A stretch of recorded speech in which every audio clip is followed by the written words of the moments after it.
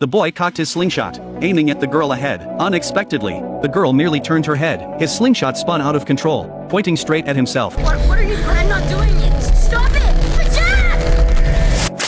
The reason the girl possessed such abilities was because she had secretly played with her mother's Ouija board. Thus, she became tainted by unclean forces. The girl's mother was a psychic, but she possessed no genuine abilities. She often deceived customers using various tricks. One day, a father and daughter came knocking, hoping to use Lisa's abilities to communicate with the spirit of his late wife. They sat hand in hand before the table and began the seance, yet the old man's daughter remained skeptical, convinced it was all a fraud. Dad, don't give this woman our money.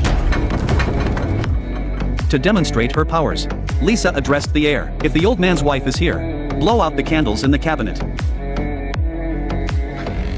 After lighting 3 candles, Lisa instructed the old man to ask 3 questions. A positive answer would keep the candles burning, while a negative answer would extinguish one. Are you in pain anymore? Witnessing this miraculous scene, his daughter began to waver. Just then, a figure appeared behind the curtain. Seeing this, the old man hurriedly asked her, "Do you consent to bequeath our estate to our daughter?" Suddenly, the candles flickered and went out. This instantly unsettled the daughter. Okay, I don't know how she's doing this, but this is a scam, Dad. As the ritual concluded, the old man found his answer. Lisa received her due compensation, but the old man's daughter glared at her with malice. Returning to her room, Lisa summoned her eldest daughter, admonishing her that her performance had been overly dramatic, nearly giving the old man a heart attack. In truth, the ghost had been her eldest daughter in disguise. Lisa then opened a cabinet, revealing her second daughter, Doris, hiding inside. She had manipulated the fan to extinguish the candle. The family's seamless collaboration had deceived countless people, since Lisa's husband died unexpectedly.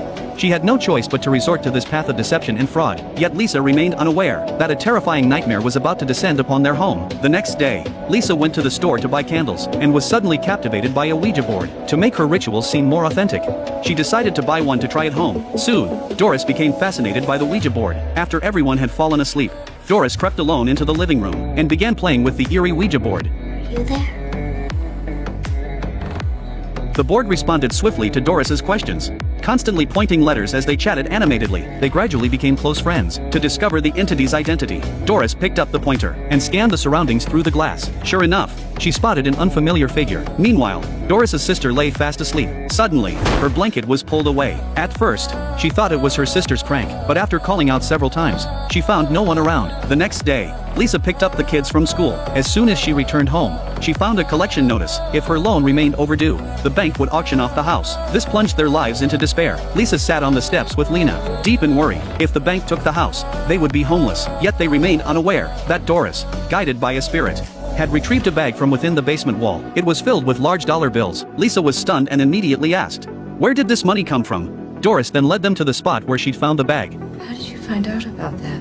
Daddy told me. To prove she'd encountered her father's spirit, Doris brought them to the Ouija board. The pointer began to move. Terrified, Lena let go of the planchette. Lisa remained skeptical, determined to test its authenticity. She asked a secret known only to her and her husband. The Ouija board's response was perfectly accurate. After putting Doris to bed, Lisa shared a secret with Lena. Their grandmother had once been a medium, but she hadn't inherited that ability. Perhaps psychic abilities skip generations, successfully enabling Doris to communicate with spirits. Regardless, they wouldn't have to make a living by deceiving people anymore. Thinking of this, Lisa felt incredibly happy. After saying goodnight to Lena, she prepared to return to her room to sleep. Hearing her mother's words, Lena grew curious. She picked up the pointer and scanned the surroundings. To her surprise, just around the corner ahead, she glimpsed half a dark figure.